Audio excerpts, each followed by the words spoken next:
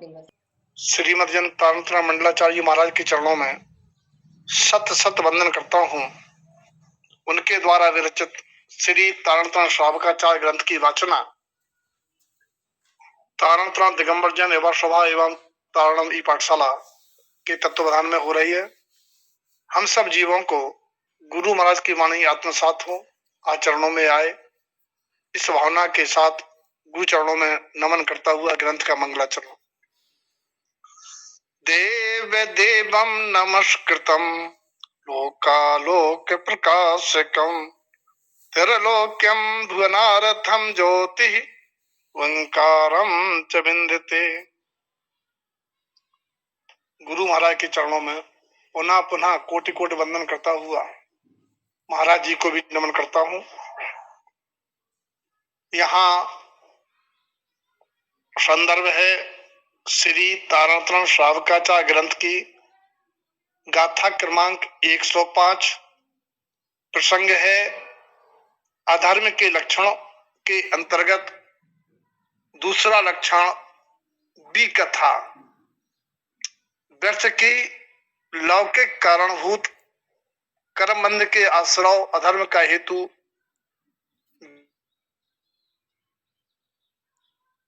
Car की होती हैं। स्त्री कथा राजकथा के बाद पिछले समय प्रसंग शुरू हुआ था चोरी कथा का। आज भी वही प्रसंग है, चोरी कथा। प्रसंग ये है कि जीवों के अंदर चोरी कथा के भाव, चोरी के भाव किस कारण से आते हैं और चोरी के भाव, चोरी कथा करने के भाव से क्या होता है। गाथा क्रमांक 105। चौरस भावनम दृष्टा आरति रौद्र संयुतम आनंदे आनंदम संसारे दुख दारुणम। चौरस भावनम दृष्टा। चौरस माने चोरी की, चोरी करने की, चोरी के भाव की, चोरी के कथा की भावना दिखाई देती है, परिणति होती है। चोरी विकथा करते हैं जब जीव आर्त रौद्र से संयुक्त होता है, दुखी होता है और आशय क्रूर होता है। दुष्टता में प्रसन्नता जिसके होती है वह चोरी की कथा, चोरी की भावना, चोरी का माल खरीदना, चोरी का उपाय बताना आदि आदि प्रकार से विकारमय दिखता है। एक बात। दूसरी बात, जो चोरी कथा कहते हैं, सुनते हैं या चोरी का प्रयोग करते हैं, चोरी का माल खरीदते हैं, मिलावट करते हैं, कम नाप तोल करते हैं आदि आदि, उनके आर्त और रौद्र ध्यान की परिणति दिखलाई देती है, पाया जाता है। प्रकृति के सिद्धांत के अनुसार जिस परिणति से विकारी भाव हुआ, उस विकार से उसी प्रकार की आगामी विकारी परिणति का जन्म होता है। गेहूं से गेहूं का बीज और गेहूं के बीज से पुनः गेहूं का फल, फल से पुनः गेहूं का बीज, ये निरंतर प्रक्रिया चालू होती है। तो यहाँ चौरस भावनम दृष्टा, चोरी की भावना करने से, चोरी के भाव में रहने से आत रौद्र ध्यान में लीनता होती है, एक बात। और आत रौद्र ध्यान से संयुक्त होकर जीव चोरी के भाव ही करता है। कैसे? धन के अभाव से दुखित होना अनुसंयोगज अर्थ ध्यान है। गरीबी का आना अनुसंयोगज है। मेरा धन जो मुझे प्राणों से प्यारा है वह कहीं चला ना जाए, इन भावों से वह चोरी से बचने का कार्य करता है, जानकारी करता है। चोर शरीर को बागी डाकू जला के धर्म चाबी का गुच्छा छुपाने का प्रयास करते हैं। जाग जाए ग्रह बालक तो गर्दन भी काट देते हैं। ऐसा सोच के जीव चोरों से बचने का प्रयास करता है, इसलिए चोर कथा की चर्चा करता है। चोरों को अनिष्ट मानता है और जीव परग्रह को अर्जित करने में सुखी होना मानता है, चोरी का माल खरीदने में लाभ होना मानता है, इसीलिए वह चोरी की चर्चाएं करता है, चोरी कथा करता है। जबकि गाथा का आध्यात्मिक भाव यह है कि स्वभाव की चोरी से विभाव में रमणता होती है, जिससे जीव कर्म का आश्रय करके संसार का दुख बढ़ाता है, दुखों का पात्र बनता है। यानी यहां चोरस भावना में अगर निश्चय स्वरूप देखा जाए तो स्वभाव की चोरी करना, और व्यवहारिक स्वरूप लौकिक स्वरूप देखा जाए तो धनार्जन चुराना, टैक्स चोरी करना आदि आदि। चोरी के काम में प्रसन्नता मानना और परग्रह अर्जित करने में हर्षित होना, यानी दोनों प्रकार से कथन है। चोरी की भावना करने से आत्मरोध ध्यान में लीन हो जाते हैं और ऐसा चोरी करने के भाव से आनंदित होने लगे, मानने लगे जीव संसार के दुख के कारणों को बढ़ाते हैं। दूसरी अपेक्षा आत्मरोध ध्यान में लीन होकर जीव चोरी की भावना करता है, व्यवहार में अपने दुख मेटने और दूसरे बैर भांजने हेतु दूसरे का धन चुराना चाहता है, और निश्चय से उसे जिन वचनों पर श्रद्धा नहीं रहता, निस्सत स्वरूप को चुराकर शरीर आदि को शरणभूत आश्रयभूत मानता है। इस प्रकार से इस गाथा में दोनों प्रकार की बातें आई हैं। एक हम आपको प्रसंग सुनाते इतिहास का, कौन सा ध्यान चोरी के भाव को उपजाते हैं। स्त्रिया नंदी प्रगर नंदी दुर्ध्यान चोरी के भाव को उपजाते हैं।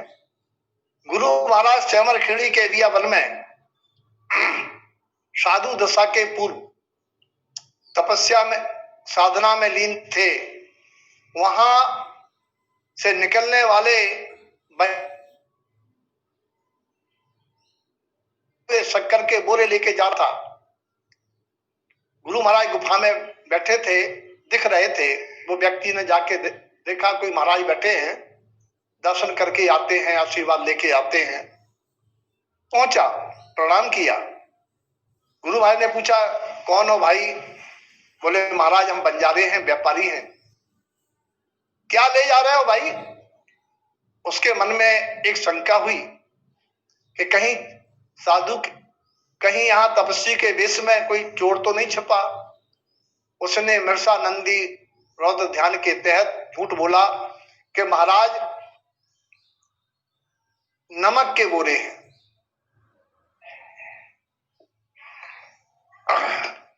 और प्रसन्न होके चल रहा है कि चलो बच गए, आज झूठ बोलने से मेरा धन चोरी होने से बच गया, लगता कोई डाकू बैठा है। उसने नमक की बात सुन के प्रतिक्रिया नहीं की। वो बंजारा वहां से चलता है, आगे चलने पर उसे प्यास सताती है। उसने सोचा पानी पीऊं, क्यों ना थोड़ा शक्कर परखी से निकाल के मिला के शरबत बना के पी लूं। उसने बोरों में से, टाड़े के बोरों में से चीनी निकाली। वो नमक का स्वाद आया। बोले भाई मैं लाया तो चीनी, नमक कहां से हो गया? उसने क्रम से सभी बोरों में से परखी से निकाला, सारे बोरे नमक के हो गए। घबरा गया, आया महाराज जी के पास, गुरु महाराज के पास। बोले महाराज जी क्षमा करें, मैं भूल गया और मैं चोरी के भय के कारण झूठ बोला। मुझे आशंका थी कि आप कोई ठगिया है। बोले क्या था उसमें? बोले महाराज जी आप सब जानते हैं उसमें शक्कर लगी थी, महाराज जी बोले जैसी आपकी भावना। सारे बोरे नमक के फिर शक्कर हो गई। गुरु महाराज को रिद्धियां सिद्धियां हो गई थी प्रकट। उसने आके परखी से सब बोरे निकाले, थोड़ा थोड़ा सामान, और देखा सब चीनी हो गई। परग्रह के आनंद में मस्ती में झूमने लगा। तो कहने का तात्पर्य यह है, रौद्र ध्यानी चोरी के भाव करता है, दूसरों को चोर समझता है, खुद चुराना चाहता है, और जो चोरी के भाव करता है वो रौद्र ध्यान में लवलीन होता है।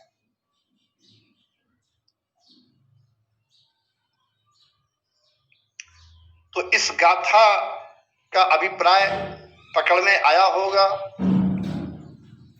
आत रौद्र ध्यान में लीन रहने वाला कभी धर्म शुक्ल में लीन नहीं हो सकता, यानी उसकी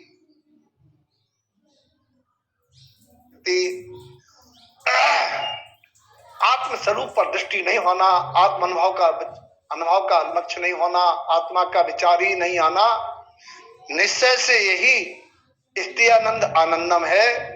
वह विषयानंद में, प्रज्ञानंद में आनंदित मानता है, क्योंकि उसे अपने स्वभाव से विस्मृत शरीर आदि में अपनेपन का सिद्धांत रहता है। यही निश्चय से चौरी भाव है। स्वभाव से विस्मरण, पर में तल्लीनता, तन्मयता, यही निश्चय से चौरी भाव है। इस गाथा का भाव समझ में आया होगा। अभिप्राय कि हम धर्म कर्म के मर्म को जाने, समय से पहले भाग से ज्यादा कुछ मिलता नहीं है, और जो कुछ भी निर्धनता आदि अन्य संयोगज है वह मेरे ही पूर्व समय के बांधे कर्म के उदय का फल है। इसमें हम खोटे परिणाम करेंगे और प्रग्रह चोरी में आनंद मानेंगे तो स्वभाव से दूर रहेंगे, धर्म को प्राप्त नहीं होंगे और संसार में दुखों के पात्र बनेंगे। इस प्रकार से इस गाथा से समझ में आया। फिर भी किसी बहन भाई को 1 से 5 नंबर की गाथा में कुछ कहने की अपेक्षा हो या चर्चा के से कुछ समझने की, कहने की, टीका टिप्पणी करने की भावना हो, कृपया अपनी बात रखें ताकि समाधान के रूप में बात स्पष्ट हो सके।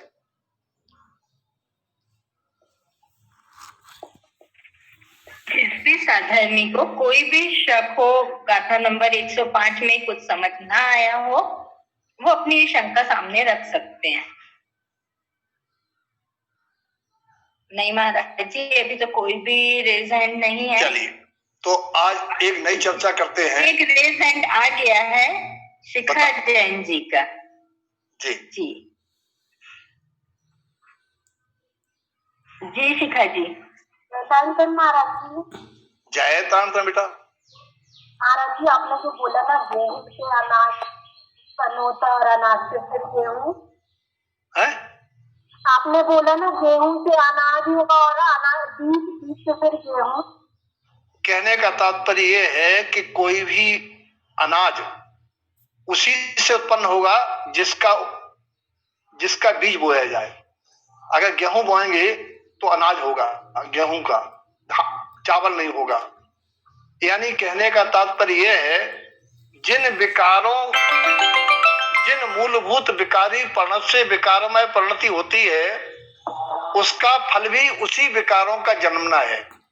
आर्त रौद्र ध्यान पूर्वक चोरी भाव करने से पुनः आर्त रौद्र ध्यान ही उत्पन्न होते हैं, धर्म ध्यान से वंचित होता है। चोरी का भाव आर्त रौद्र के कारण होता है। किसी को हम दुश्मन मानते हैं तो उसका बुरा करना चाहते हैं, उसका धन चुराना चाहते हैं, धन को इष्ट मानते हैं, उसमें परग्रह में आनंद मानते हैं, तब हम चोरी करना चाहते हैं, मिलावट करना चाहते हैं। तो ये कारण भी वही है, उसका कार्य भी वही है। अगर आर्त रौद्र ध्यान कारण है तो फल भी, कार्य भी आर्त रौद्र ध्यान परिणति बनेगी। ये इस प्रकार से 2 टीकाओं में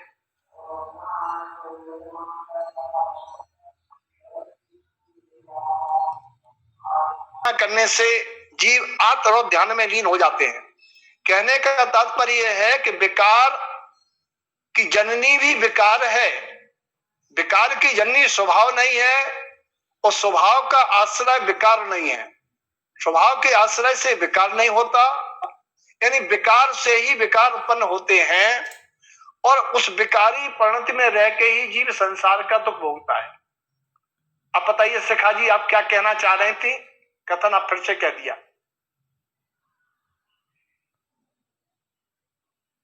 वैसा फल मिलेगा जो चाहो वो बो, जो बो वो काटो। किसी का और कोई कुछ कहने का अभाव हो? चोरी के भाव वाला कभी धनवान नहीं हो सकता। चोरन के घर ना, चोरन के पुर ना बसे।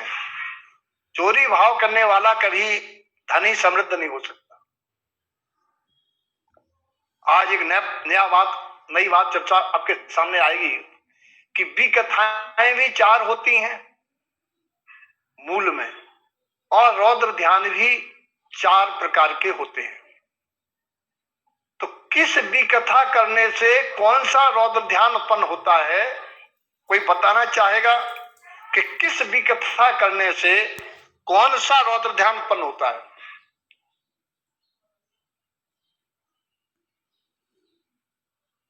कोई बताना चाहेगा कि इस विकथा करने से इस प्रकार का रौद्र ध्यान उत्पन्न होता है?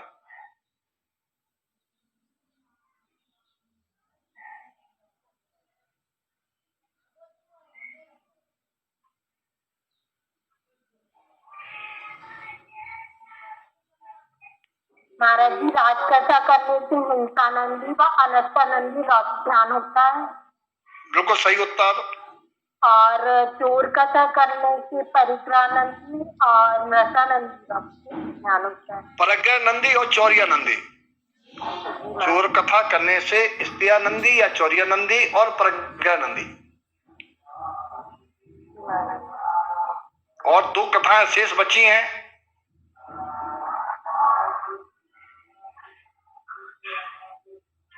कोई बताना चाहे शेष 2 कथाओं से 2 रौद्र ध्यानों का क्या जोड़ा है? अगर एक में एक लेंगे तो बहुत अच्छा हो जाएगा। 4 का 4। चलिए, आपने डिटेल में बता दिया। अब 2 भी कथाएं बची हैं, स्त्री कथा और भोजन कथा। भोजन कथा का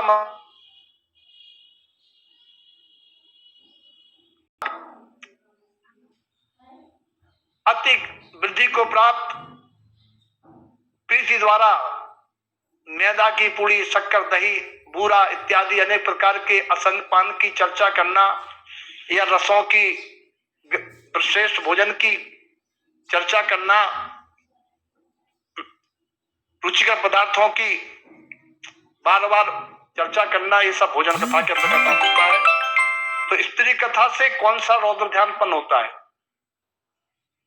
और भोजन कथा सिंगौड़ी से हैंड रेज है। बताएं। शील कुमारी जी, चाची जी का हैंड रेज है। स्त्री कथा कहने सुनने से कौन सा रौद्र? हाँ बहनी जाता हूँ। स्त्री कथा परिग्रहानंदी होता है और रसानंदी भी होता है, और भोजन कथा से परिग्रहानंदी होता है। हाँ ठीक है, भोजन कथा से परिग्रहानंदी और वेश्यानंदी भी कहते हैं। और स्त्री कथा से मुख्य शब्द है अब्रह्मानंदी, जो आपने छोड़ दिया। अब्रह्मानंदी पहले होता है। पर को ग्रहण करने का अभाव हुआ, सो परिग्रहानंदी भी कहलाएगा। पर पदार्थ पर शरीर में सुख मानना, वो मृषानंदी भी हो जाएगा। तो वो तो एक तो से लिंक है। मुख्य रूप से स्त्री कथा से अब्रह्मानंदी, भोजन कथा से परिग्रहानंदी, राज कथा से हिंसानंदी और चोर कथा से चौर्यानंदी। ये 4 भी कथाओं से 4 प्रकार के रौद्र ध्यानों का जोड़ा है। देखिए, बुद्धि पूर्वक पर की तरफ दृष्टि कितनी घातक है ये समझना है। जो हम बुद्धि पूर्वक पर की ओर निहारते हैं कितनी घातक है। घर परिवार की ओर देखने से, घर परिवार को लक्ष्य रखने से मोह माया के भाव पचते हैं, और शरीर की तरफ देखने से विषय विकार, काम वासना आदि विकारी परिणति की उत्पत्ति होती है। इसीलिए गुरुदेव कहते हैं, और संसार की तरफ देखने से पाप परग्रह, गारव कर्तापने के भाव आते हैं, और देश की ओर देखने से देश पर मर मिटने और दूसरे पक्ष वालों को मारने के भाव आते हैं। आचार्य कहते हैं अगर मोक्ष जाना है तो निज हेर बैठो, ना ही तो रार करो, अपनी तरफ देखो और शांत आनंद में रहो। गाथा ये कहती है कि न तुम पर की ओर निहारो और न दुख पाओ। इस गाथा 105 की चर्चा हुई। किसी को कुछ भी और भी कहने का भावना हो तो अपनी बात रख सकते हैं। बताएं, चोरी कथा करनी चाहिए या नहीं? यदि नहीं तो क्यों? चोरी कथा करनी चाहिए या नहीं, और यदि नहीं करना चाहिए तो क्यों नहीं करना चाहिए? उससे क्या हानियां हैं?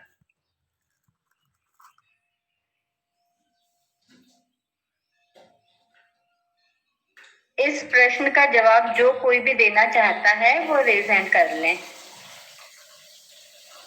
जी, शिखा जैन जी का रेज हैंड है महाराज जी। बताएं, उत्तर दें प्लीज।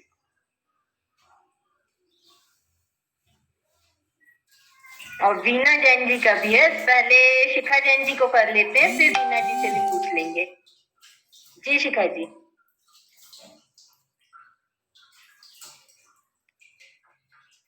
जयकांकर महाराज जी, चोरी नहीं करनी चाहिए।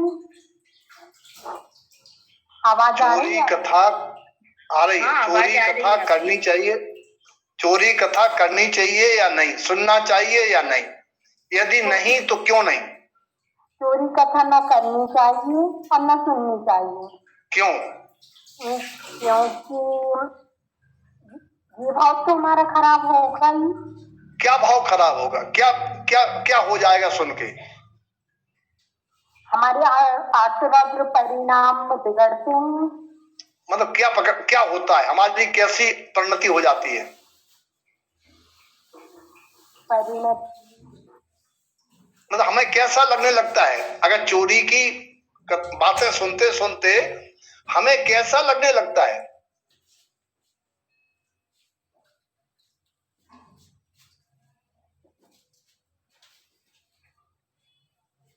चोरी की चर्चाएं सुनते सुनते हमारे मन में क्या विकार उत्पन्न हो जाते हैं?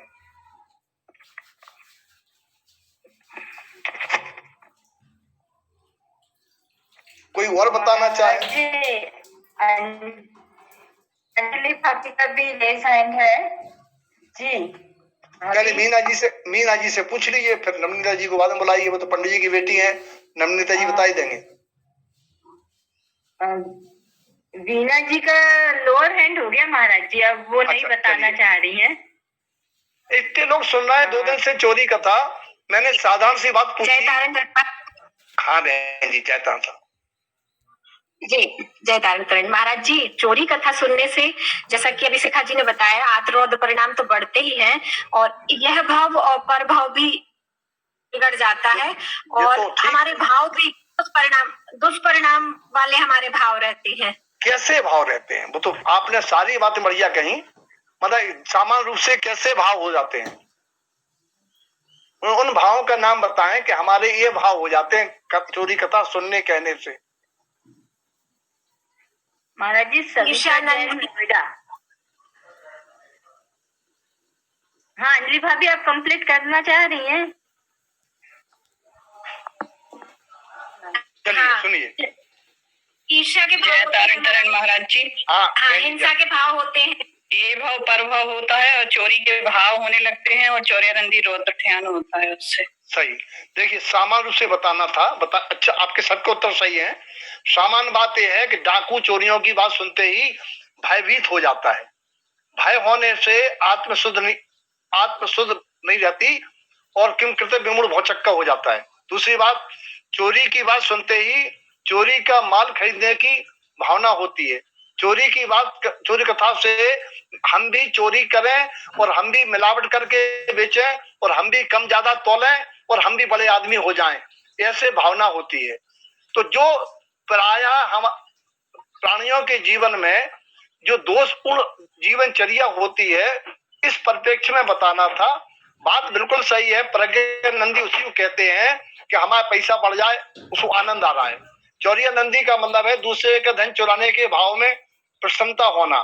तो आपके उत्तर सबके सही है। मिर्सा नंदी नाशवान पदार्थों में, कुल मिला के बात सही है, लेकिन आगम की भाषा से, अपनी दैनिक बोलचाल की भाषा में उत्तर देने से एक लाभ है। आप तो समझ ही रही हैं, आपके साथ साथ सारे बहन भाइयों का रिवीजन हो जाता है कि ये हमें हानियां हैं।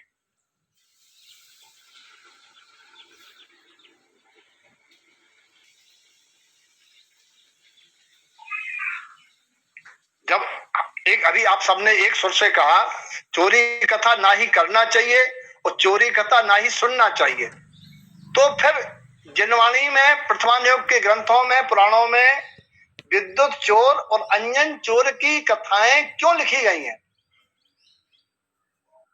क्या उन्हें पढ़ना चाहिए, नहीं पढ़ना चाहिए?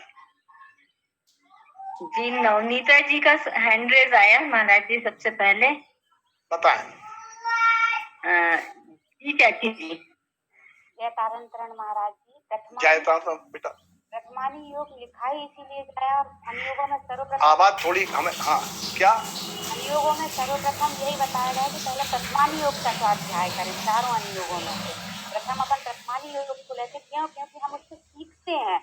तो अंजन चोर की कथा जो है वो अपने को सुनने में दोष नहीं है। क्यों? क्योंकि उसने भी चोरी की, वो राजा का पुत्र था, सब था, पर चोरी की प्रवृत्ति आई। फिर उसने जिन वचनों पर इतना श्रद्धान भी आया, वह निशंकित हुआ और उसने सम्यक को प्राप्त भी किया। तो उससे हमने सीखा भी है अंजन चोर की कथा से। कोई भी कथा हो, हमें उससे ये ग्रहण करना चाहिए कि उसके अच्छे पे, ये नहीं कि अंजन चोर ने चोरी की तो हम भी चोरी करने लगे। हमने उसने सम्यक को प्राप्त किया। नमिता जी बहुत अच्छा, आपका कहना बिल्कुल ठीक है। उस कथा से या किसी भी विकारी चर्चाओं से हमें सम्यक शिक्षा ग्रहण करना चाहिए। दोष को दोष, गुण को गुण जानना चाहिए। और ये भी सीखने की बात है, बहुत अच्छी बात बताई कि राजकुमार अच्छे कुल का व्यक्ति कैसे चोर बन गया, उन कारणों को नहीं करना, और चोर बनने के बाद कैसे परिणाम आए वो नहीं करना। और कोई अगर कुसंस्कार जीव चोरी करता भी है तो उसका भी मार्ग जिन वचनों की शंका करके कि निशंका करके, जिन वचनों पे शंका करके कि निशंका करके, निशंकित हो गया। अच्छा, निशंका करके हो गया था उसका। अच्छा, इस दृढ़ सिद्धांत पूर्वक अपनी जीवन को बदल भी सकता है। ये विकार से निर्विकार होने का मार्ग दर्शाने वाली कथा है। विद्युत चोर की कथा भी इसलिए है कि चोरी करने गया व्यक्ति जम्बू कुमार के पलंग के नीचे छिपा रहा और बाद में उसने माँ, जम्बू कुमार की माँ के कहने पर जम्बू कुमार से अपना पक्ष रखा। संसारी उन्हीं के साथ तो उनने भी महाराज जी शायद दीक्षा ली थी, वो भी दीक्षा। और कुल मिला के उसने भी अपना कल्याण का मार्ग बना लिया। तो पुराणों में अगर कोई चोर की कहानी है तो वे चोरी करने की प्रेरणा नहीं, अपितु चोरी से हटके कल्याण के पथ पर चलने की प्रेरणा देती है। तो ऐसी कथा सुनना हानिकारक नहीं है। वे चर्चाएं सुनना हानिकारक हैं जिनमें हमारा मन ललचाए। जैसे कहते हैं, मेरी भावना में आप लोग कहती हैं, परधन किस पर न लोभाऊं, परधन बनिता पर न लोभाऊं। अरे जबलपुर में महिलाएं बनता पर भी लोभाती हैं। परधन पर बनता पर न लोभाऊं, बनता माने क्या होता है? स्त्री है ना। तो बहुत बड़ा अचंबा है ये तो, कि स्त्रियां स्त्रियों पर लोभाती हैं। परधन पर बनता पर न लोभाऊं, ये भावना आपकी कैसे हो गई? इसका मतलब है कि स्त्रियां बनता पर लोभाती हैं। क्या कहना चाहिए? लोभाती है ना, तेरी साड़ी मेरी साड़ी से सफेद कैसे, वो वाला एक जो है ना, तो ऐसी लोभाती है देखकर कि वो उनका। अरे वो तो ईर्षा हुई, लोभाना हुई, कामा शक्ति, काम वासना। हाँ। जो पर बनता पर न लोभाऊं, हाँ। वो वहाँ भेदभाव की अपेक्षा शब्द है और वो पुरुष प्रधान शब्द है। पुरुषों के लिए लिखा है कि पुरुषों को दूसरे के धन पर, दूसरे की नारी पर नहीं लुभाना चाहिए। आप लोग ये कहती है, हंसी आती मुझे, परधन पर बनता पर न लुभाऊं। आप लोगों को पढ़ना चाहिए, परधन पर नर पर न लुभाऊं। तब तो मैं समझूं कि आपकी भावना शीलवती की है, शीलवंत रहने की है, ब्रह्मचरी की है। तो आप लोग बस बिना उसके पढ़ जाती हैं, वो लिखा है सो पढ़ देते हैं। महाराज जी पता ही नहीं था ना, अर्थ ही नहीं पता था कि परधन वनिता पर न लुभाऊं की, ये आज तक क्लियर नहीं थी ये चीज, आज हुई, इसलिए बहुत बहुत धन्यवाद महाराज जी। आभार। अपना भाव ये है कि कोई भी कथन करें, कोई भी बात पढ़ें, उसमें अपना विकार से निर्विकार होने की भावना। सारी बातें पुरुष प्रधान लिखी गई हैं, तो महिलाओं को उसको अपने लिंग से यानी अपने वेद से हटा के अपनी अपेक्षा से समझना चाहिए। देखिए, पुराणों में राजाओं के भोग कथाओं की चर्चा होती है। क्यों? क्योंकि राजाओं की राजधानी नहीं रही भोगा शक्ति में। पांडवों के द्रुत क्रीड़ा की बात की जाती है पुराणों में, तो पांडव जैसे सत्यवादी लोग जुआ खेल के अपना अपमान को सहना पड़ा। तो इसका मतलब ये नहीं है कि ये कथाएं विकथाएं हैं, ये कथाएं विकता नहीं है। जो हमारे दैनिक जीवन में बैठ के हम गप्पे लड़ाते हैं, अनर्गल अनावश्यक बातें करते हैं, वो विकथा है। और जिस कथा से हमारे अंदर की विकारी प्रवृत्ति उत्पत्ति हो, उसका नाम विकथा है। जो हमें धर्म से हटाए, उसका नाम विकथा है। जो विभाव में ले जाए, उसका नाम विकथा है। व्यसन में लगाए, उसका नाम विकथा है। विपर्याय में फंसाए, उसका नाम विकथा है। विपरीत मार्ग दिखाए, उसका नाम विकथा है। तो इस प्रकार से आज बहुत बहुत धन्यवाद आप लोगों को, क्योंकि आप लोग इस प्रकार से जुड़ेंगी, संवाद में जुड़ेंगी, तो गाथा और भी अच्छी हो जाएगी, स्पष्ट हो जाएगी। तो गाथा के प्रयोजन को पकड़ने के लिए अपन को जुड़ना चाहिए, सब संवाद करना चाहिए, उत्तर देना चाहिए, गलत क्यों ना हो, सुधरेगा उत्तर, कोई दिक्कत थोड़ी है। अब बताइए, 105 नंबर गाथा पूरी हो गई हो तो हम आगे चलें। 105 नंबर गाथा पूरी हो गई हो तो 106 गाथा पर चले। जी महाराज जी, 106 गाथा लीजिए। चोरी कृत व्रतधारी चा जिन उक्तम पदलोपनम अशाश्वतम अनर्थम प्रोक्तम धर्म रत्न विलोपितम। अब आप लोगों से हटके गुरु महाराज खबर ले रहे हैं वृत्तियों की।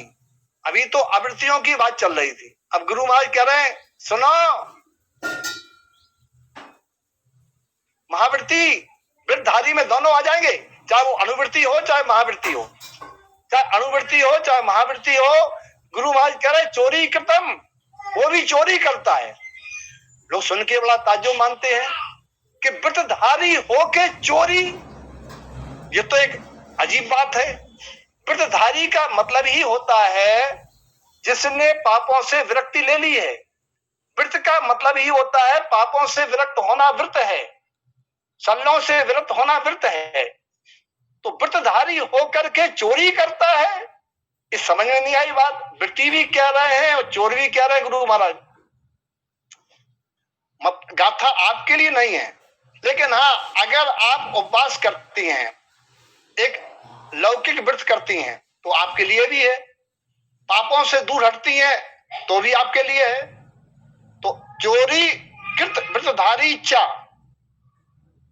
यानी यहां गाथा का अभिप्राय यह है कि अगर विकथा करके, चोरी कथा करके या कोई भी विकथा करके जीव जिन उक्तम पद लोपनम, जिनेन्द्र कथित पद क्या होता है? अक्षर स्वर व्यंजनों से शब्द बनते हैं और शब्दों के समूह को पद कहते हैं। पद माने जिससे हमें आत्म पद का और संसार की पदार्थ अवस्था का बोध झलके, वो पद होते जनवाणी के।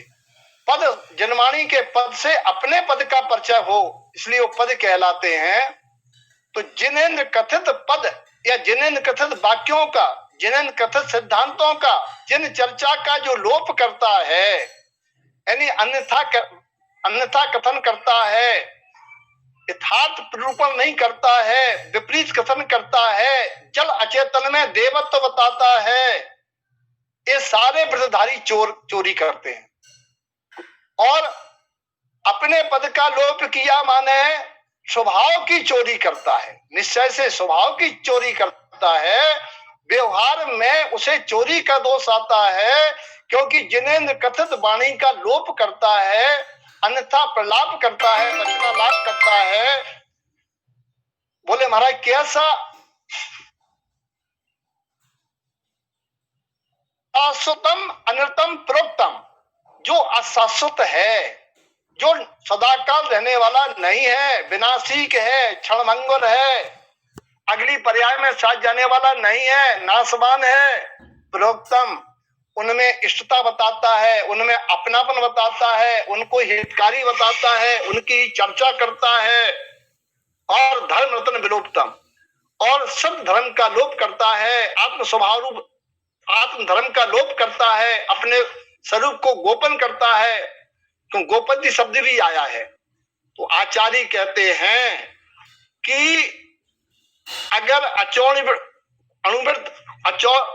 महाव्रत धारण करने के बाद भी जनवाणी के प्रतिकूल कथन करता है, जिन्हें कथित वस्तुरूप शुद्धात्म तत्व का चिंतन नहीं करता है, बल्कि नाशवान पदार्थ क्षणमन पदार्थों की चर्चा करता है, वह भी चोरी ही करता है और अपने रतन त्रय धर्म पर आवरण करता है। इस प्रकार से ये गाथा बताती है कि हमें अगर पापों से विरक्त होना है तो विकथाओं से विरक्त होना पड़ेगा, क्योंकि विकथाएं अधर्म की जड़ है। आगामी गाथा में स्पष्ट हो जाएगा। अभी फिलहाल में यही समझना था कि अनुवृत्ति महावृत्ति होकर उन्हें चोरी पाप का दोष लग सकता है? और क्यों नहीं लग सकता है? अगर वे जिन वचनों का लोप करेंगे तो उन्हें ज्ञानावरण कर्म का बंध होगा, वो भी पाप हुआ। और विभाव परिणति करके स्वभाव का लोभ करके संसार मार्ग बढ़ाने वाले कर्म का बंध करेंगे, वो भी पाप का बंध हुआ। कुलदेव देव की पूजा, साहित्यिक आचरण, संयम खान पान की शुद्धि को धर्म कहना, उसी में रत रहना, ये धर्म रतन का लोप करके हिंसा पाप का बंद करना भी है। कुल मिला के गाथा ये कहती है कि अगर चोरी से बचोगे, स्वभाव की चोरी से और लौकिक चोरी से, तभी मुक्ति का मार्ग बनेगा, तभी आत्म धर्म अनुभूति में आएगा। इस प्रकार से गाथा 106 पूरी होती है। किसी को कुछ कहने की आवश्यकता हो, कुछ चर्चा करने की जरूरत समझते हो, कृपया अपनी बात रख सकते हैं।